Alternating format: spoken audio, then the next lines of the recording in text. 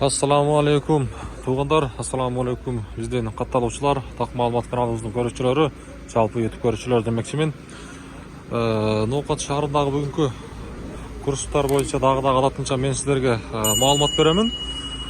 3 декабрь 2024 жыл аптаның бүгін шейшембі күні екінші күнінде тұрабыз. Сааттың жебесі 13:31. Барыңыздар қолдап бір лайкмен кіріп келіңіздер. Рубль көтеріліп тұр туғандар. Мұнаке таныстыруын баштайын. Коммерциялық Қырғызстан банкта сатып алу бойынша айтсақ, доллар 86.80, евро 90 сом 80 тиын, рубль болса 0.81 тиын болып қалыптыр. Жақсы еме. 81 дағы 80-ге қарағанда жақсы. Байшумбанк доллар 86.80, евро 90 сом 60 тиын, рубль болса бұл жақтадағы 0.81 тиын. Туғандар, әрбіріңіздер мүмкін болсынша біздің каналға кімде-кім қатталбаған болса, қатталып қойыңыздар. Бұйырса сіздерге шындай қызматымызды өтіп тұрамыз. Роскредобанкта рубль 0.813 тиын екен. Соны доллар 86.65, евро 90 сом 50 тиын бұл жақтада.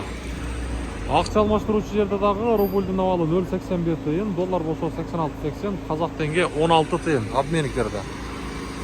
Жақсы жаңалық. Деме дағы бұйырса көтеріліп қалады деген ниет болып тұрсақ, бұйырса көтеріледі.